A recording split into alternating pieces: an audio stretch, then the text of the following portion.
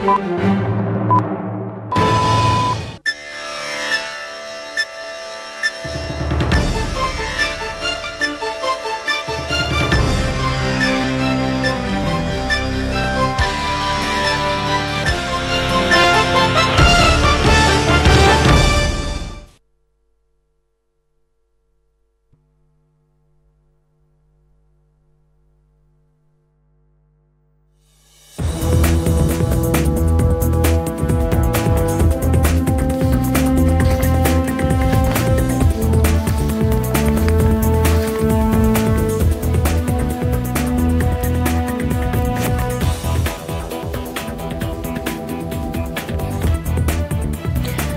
আলাইকুম দর্শক, আমন্ত্রণ জানাচ্ছি চ্যানেল আই সংবাদে। আপনাদের সাথে আছি আমি মৃত্তিকা মুস্তফা। বিস্তারিত সংবাদের শুরুতেই জানিয়ে দিচ্ছি ফ্রেশ প্রিমিয়ামটি সংবাদ শিরোনামগুলো। 4 ধাপের উপজেলা পরিষদ নির্বাচনের প্রথম ধাপে ভোট চলছে। প্রতিদ্বন্দ্বিতায় 1619 জন প্রার্থী।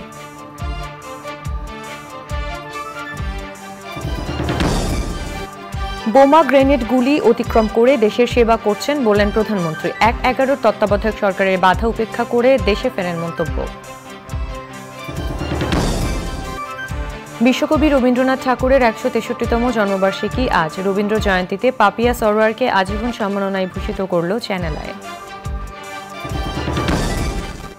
এবং চট্টগ্রামে জিম্বাবুয়ের বিপক্ষে 5 ম্যাচ টি-20 সিরিজ 2 ম্যাচ হাতে রেখে জিতল বাংলাদেশ। তৃতীয় টি-20তে টাইগারদের 9 রানের জয়।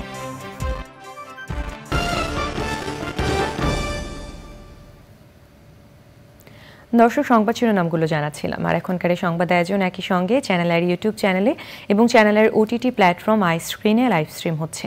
চলে যাচ্ছে বিস্তারিত। 4 ধাপের উপজেলা নির্বাচনের প্রথম দফায় ভোট চলছে। 139টি উপজেলায় বিরতিহীনভাবে বিকেল 4টা পর্যন্ত ভোট গ্রহণ চলবে। বিভিন্ন পদে ভোটের লড়াইয়ে আছেন 1619 জন প্রার্থী। 139 উপজেলায় ভোট দিচ্ছেন 3,15,00,000 ভোটার। তবে 139টি উপজেলার মধ্যে 22টি উপজেলায় ভোট হচ্ছে ইভিএমে, অন্যগুলোতে ব্যালটে ভোট দিচ্ছেন ভোটাররা। প্রথম ধাপের জন্য 152 উপজেলায় ভোট করার তফসিল ঘোষণা করা হলেও 5টি উপজেলায় সব পদে বিনা প্রতিদ্বন্দ্বিতায় সবাই নির্বাচিত হয়েছেন এবং 8টি উপজেলায় আইনি জটিলতা সহ নির্বাচনী আইন ভঙ্গ করায় নির্বাচন স্থগিত করেছে নির্বাচন কমিশন।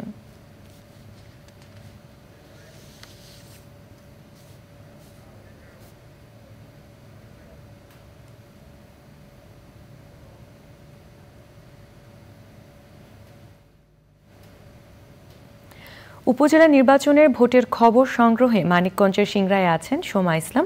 সরাসরি চলে যাচ্ছি তার কাছে। সোমা, উপজেলা নির্বাচনের ভোট শুরুর 1 ঘন্টা পরে কেন্দ্রের কি অবস্থা দেখছেন বা ভোটার উপস্থিতি কেমন?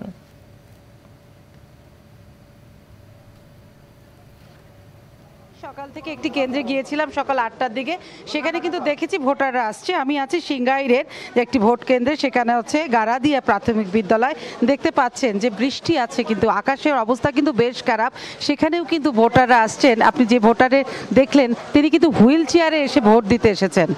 এবং আপনি জানেন যে আজকে মানিকগঞ্জ জেলার 2টো উপজেলায় ভোট হচ্ছে, সেটি হচ্ছে সিংগাইর এবং হরিরামপুর। 2টো উপজেলাতেই ভোট হবে ইভিএমে ভোট দিচ্ছেন। এবং আমি যদি আমার ক্যামেরা পার্সনকে একটু ছবিটা ওইদিকে দিতে পারি, দেখেন দূরে একদম গ্রামের মধ্যে ভোট কেন্দ্রগুলো, রাস্তার উপরে, ছোট ছোট রাস্তার উপরে বিচ্ছিন্নভাবে কিন্তু ভোটাররা, প্রত্যেকটা ভোটার ভোট দিতে আসছেন। সকাল মাত্র 9টা বাজে এবং প্রত্যেকটা কেন্দ্র যেহেতু বড় এবং কেন্দ্রগুলো একদম সুবিন্যস্তভাবে সাজানো আছে, সুতরাং কাউকে লাইনে দাঁড়াতে হচ্ছে না। এবং আপনি যেটা দেখতে পাচ্ছেন, প্রচন্ড বৃষ্টি হয়ে গেছে। ভোটারদের বাইরে দাঁড়ানোর অবস্থাটা নাও, তারা কিন্তু বারান্দায় এবং তারা ভোট দিচ্ছেন। এবং ভোট দেবার লাইনটা যদি আমরা বলছি 9টায় দেখাতে পারছি না, কিন্তু ভোটাররা আসছেন, যে যার মতো করে ভোট দিচ্ছেন। কক্ষের চিত্র কিন্তু এটা। ইভিএমে ভোট হচ্ছে, মানে পুরো হরিরামপুর এবং সিংগাই 2টো উপজেলায় তো ইভিএমে ভোট হচ্ছে। আপনি প্রিজাইডিং অফিসার এই কেন্দ্রের, আপনাদেরও সিংগাইরে 101টি ভোট কেন্দ্র, তাই তো? ভোটার 2,59,000 আর প্রার্থী হচ্ছেন 3 জন চেয়ারম্যান পদে, 2 জন মহিলা ভাইস চেয়ারম্যান। আচ্ছা, তার মানে প্রার্থী তো একদম প্রতিদ্বন্দ্বিতাপূর্ণ। জি জি, একেবারে। আমরা যতটুকু আপনি জি এখানে তো জানি যে নির্দলীয় ভোট, কিন্তু এখানে তো আওয়ামী লীগ বিএনপি সকলেই ভোটের মাঠে আছেন। ছদ্মবেশে হয়তো আছে, কারা ছদ্মবেশে আছে ওই প্রার্থীরা বোঝা মুশকিল যে কে কোন দলের। আমরা জানি ভাইস চেয়ারম্যান যারা পদে তারাও বিএনপির, তা পদবি আছে, এবং যিনি চেয়ারম্যান প্রার্থী একজন তিনিও বিএনপির, এবং সরকারি দলের দুইজন তো একদম প্রধানতম প্রতিদ্বন্দ্বী, তারা তো সরকারি দলের। অর্থাৎ যখন প্রতিদ্বন্দ্বিতাপূর্ণ হয় তখন ভোটাররাও কিন্তু আসে, কিন্তু আকাশ তো খারাপ, মেঘলা, ভোটার উপস্থিতি 1 ঘন্টা পার হয়েছে কতখানি। বিভিন্ন রুমে আমার এখানে 10টা ভোট হচ্ছে 3448। তো আশা করছি গ্রাম তো ওই গ্রামের মানুষ রান্নাবাড়া করে 10টা থেকে 11টার মধ্যে বেশ উপস্থিত আশা করছি আর কি। আপনার এই কেন্দ্রে দেখলাম 21 জন আইন শৃঙ্খলা বাহিনী আছে, আনসার, ভিডিপি, পুলিশ সহ। আপনার কি মনে হচ্ছে এটা পর্যাপ্ত? জি পর্যাপ্ত। এখানে অতীতে কোনো ধরনের বিশৃঙ্খলা হয় না, খুব শান্তিপূর্ণ এরিয়া। আচ্ছা, তো সবকিছু মিলিয়ে এখন আপনার এই বুথে কটা ভোট পড়েছে? এটা এই পাশে কয়েকটা পড়েছে। এটা আমাকে ইভিএমটা দেখাতেন একটু, একটু যদি আপনি চলেন একটু। আর এজেন্ট তো সব প্রার্থীরই আছে তাই না? হ্যাঁ জি, 1 ঘন্টাতে এটাতে পড়েছে একটা ভোট, মোট ভোটার 343। এটাতে একটা পড়েছে এই বুথে, আর ওই বুথে আর ওই বুথে ভোটার কয়টা একটু যদি ভাই দেখাতেন? 300তে একটা ভোটও পড়েনি। আচ্ছা, তার মানে 1 ঘন্টা পার হয়েছে, এটাতে একটাও পড়েনি, ওটাতে একটা পড়েছে।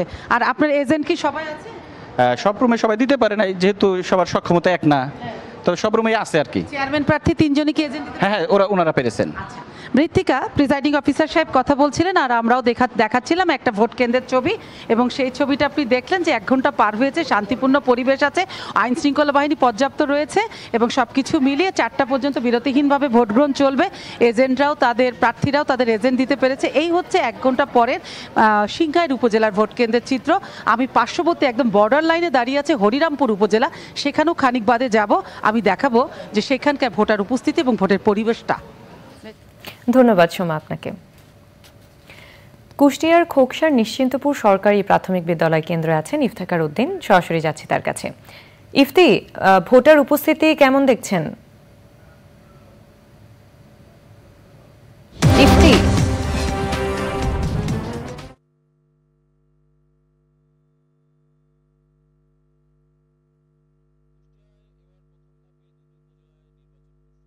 একটি হলো কুষ্টিয়া সদর, অপরটি হলো কুষ্টিয়া খোকসা। সদরের তুলনায় খোকসায় আসলে প্রতিদ্বন্দ্বিতা বেশি। এখানে ত্রিমুখী লড়াই হচ্ছে, ঘোড়া এবং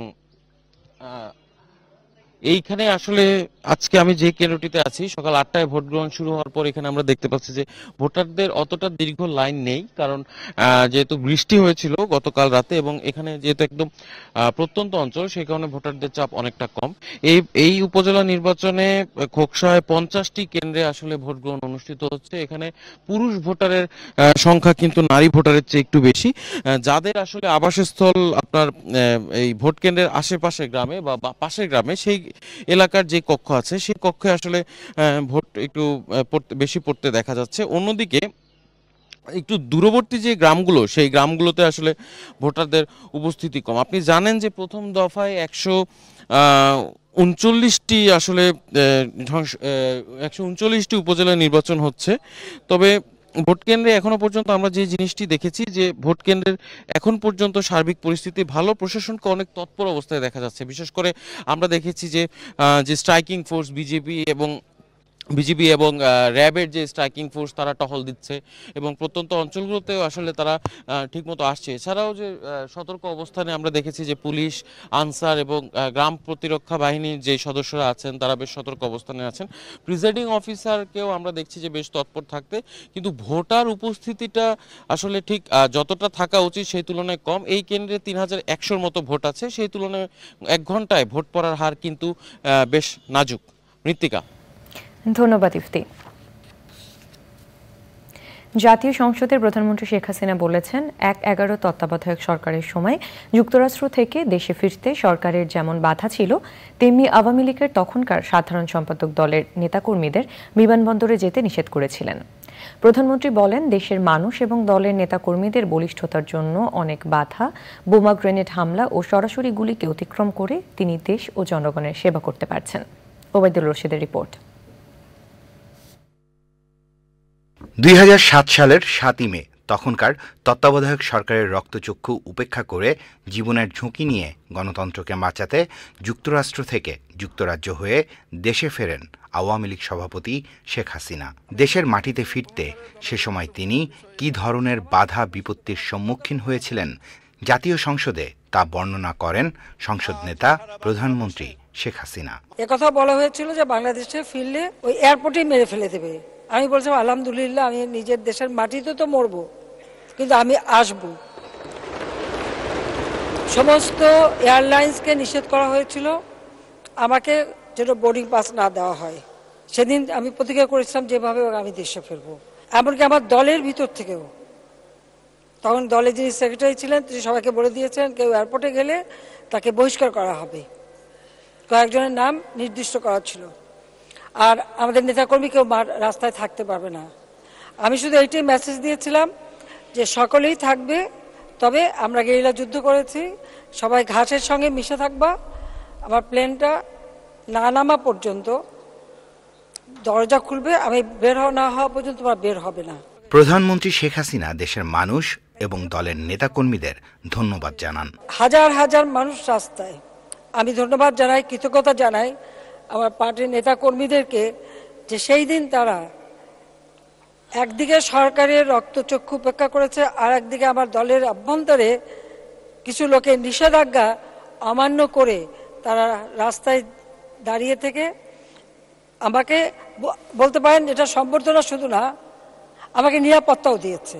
সবচেয়ে বড় কথা, আমি যখন বন্দী ছিলাম আমার ছোট বোন রেহানা, সে রাজনীতি করে না, সামনে নেই, কিন্তু সে অসাধ্য সাধন করতে পারে। প্রত্যেকটা জেলা উপজেলা সকল নেতা কর্মী সকলের সঙ্গে যোগাযোগ রেখেছে এবং সে ওই লন্ডনে বসেই সে কাজ করেছে। প্রধানমন্ত্রী বলেন বাংলাদেশ এগিয়ে যাচ্ছে, এগিয়ে যাবে। বাংলাদেশকে তিনি জাতির পিতার স্বপ্নের সোনার বাংলা হিসেবে গড়ে তুলবেনই। আর সবচেয়ে বড় কথা, আমি যখন বন্দী ছিলাম। Obaidul Rashid, channel I, Dhaka. বিশ্বকবি রবীন্দ্রনাথ ঠাকুরের ১৬৩তম জন্মবার্ষিকী আজ। দিনটিকে ঘিরে চ্যানেল আইয়ের পর্দায় চলছে রবীন্দ্র মেলা। এরই মাঝে কিংবদন্তি রবীন্দ্রসঙ্গীত শিল্পী পাপিয়া সারোয়ারকে আজীবন সম্মাননায় ভূষিত করল চ্যানেল আই। সুলতানা হিমুর রিপোর্ট। অসামান্য গায়কী দিয়ে ৬ দশক ধরে মানুষের মনে জায়গা করে নিয়েছেন কিংবদন্তি সঙ্গীত শিল্পী পাপিয়া সারোয়ার। রবীন্দ্রসঙ্গীতের পাশাপাশি আধুনিক গানেও সমান জনপ্রিয় এই গুণী শিল্পী।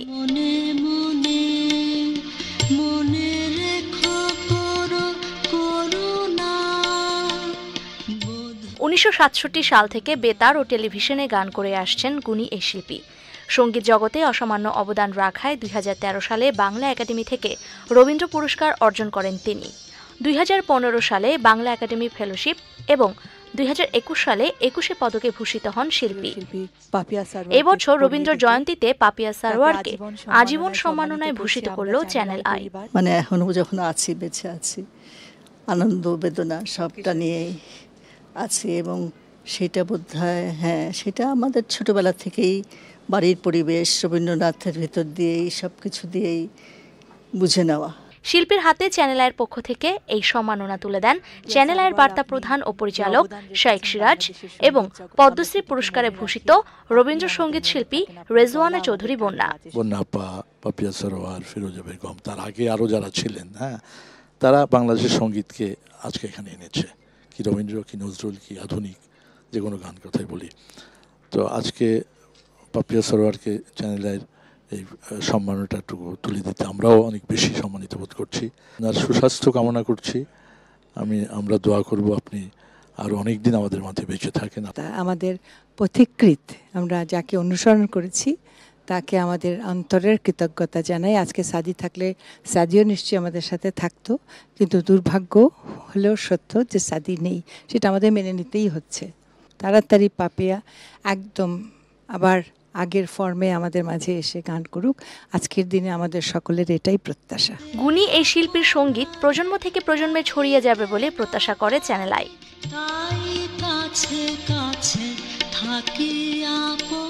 Sultana Himu, channel I, Dhaka. জিম্বাবুয়েকে ৯ রানে হারিয়ে ২ ম্যাচ হাতে রেখে বছরের প্রথম টি-20 সিরিজ জিতল বাংলাদেশ। তবে সহজ ম্যাচকে শেষ দিকে কঠিন করে জিতেছে টিম টাইগার্স।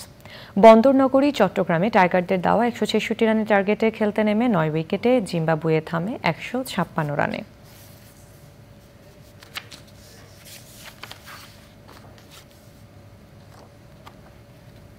দর্শক, এবারে চলে যাচ্ছি বিরতিতে। দর্শক, ফিরে এলাম বিরতির পর। মিশরের রাজধানী কায়রোতে যুদ্ধবিরতি আলোচনা চলার সময়ও দক্ষিণ গাজার মধ্যবর্তী রাফা সীমান্ত ক্রসিং নিজেদের নিয়ন্ত্রণে নিয়ে হামলা অব্যাহত রেখেছে ইসরায়েল। ক্রসিংয়ের ফিলিস্তিনি অংশ দখলে নিয়ে একটি অপরিহার্য সাহায্যের পথ বন্ধ করে দিয়েছে ইসরায়েলি সেনাবাহিনী। এর নিন্দা জানিয়েছে জাতিসংঘ এবং সাহায্য সংস্থাগুলো। ইসরায়েলের রাফা আক্রমণ ধ্বংস ডেকে আনবে সতর্ক করেছেন ইউরোপীয় ইউনিয়নের পররাষ্ট্রনীতির প্রধান। গাজার পরিস্থিতি সংকটজনক মোড়ে রয়েছে বলে মন্তব্য করেছেন জাতিসংঘের মানবাধিকার বিষয়ক প্রধান। হামলা বন্ধে প্রেসিডেন্ট জো বাইডেনকে তার ক্ষমতা ব্যবহারের আহ্বান জানিয়েছে এক মার্কিন কংগ্রেসম্যান। ইসরায়েল আন্তর্জাতিক আইন লঙ্ঘন করছে কিনা সে বিষয়ে প্রতিবেদন দিতে মার্কিন যুক্তরাষ্ট্র অনির্দিষ্টকালের জন্য বিলম্ব করেছে বলেও অভিযোগ তোলা হয়েছে। ইসরায়েলের প্রতিনিধিরা মধ্যস্থতাকারীদের দেওয়া প্রস্তাবের 4টি বিষয়ে আপত্তি জানানোয় গাজায় শান্তি সন্ধান প্রক্রিয়া একটি জটিল পর্যায়ে পৌঁছেছে। যদিও এর আগে সোমবার দুপক্ষের যুদ্ধবিরতির প্রস্তাবে সম্মতির কথা জানায় হামাস। এবারে নিটুল টাটার কৃষি সংবাদ।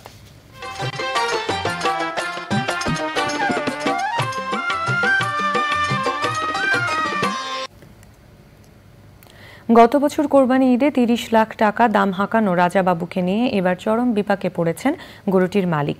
মাদারীপুরে নিজের গোয়াল ঘরে দেশীয় পদ্ধতিতে লালন পালন করা গরুটিকে জেলার সবচেয়ে বড় গরু হিসেবে দাবি করেন তিনি। তবে ঢাকার গাবতলী নিয়ে গেলেও গত বছর অবিকৃত থেকে যায় গরুটি। 2 বছর ধরে লালন পালন করতে গিয়ে ঋণগ্রস্ত হয়ে পড়েছেন তিনি। এবছর দাম কমিয়ে খরচের টাকা পেলেই বিক্রি করতে চান শখের রাজাবাবুকে।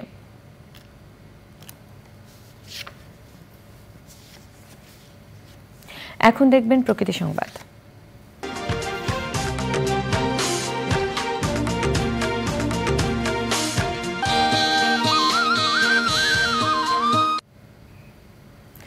অনাবৃষ্টি ও তীব্র দাবদাহের কারণে নিচে নেমে গেছে ঝিনাইদহের ভূগর্ভস্থ পানির স্তর। এতে অকেজো হয়ে পড়েছে শত শত নলকূপ। পানির তীব্র সংকটে বিপর্যস্ত জনজীবন। পরিবেশ বিপর্যয়ের পাশাপাশি ব্যাহত হচ্ছে ফসল উৎপাদন। জলবায়ুর পরিবর্তনের অভিঘাত ও নদী খালবিল ভরাট হয়ে যাওয়ায় এই সংকটের সৃষ্টি বলছে জনস্বাস্থ্য প্রকৌশল অধিদপ্তর।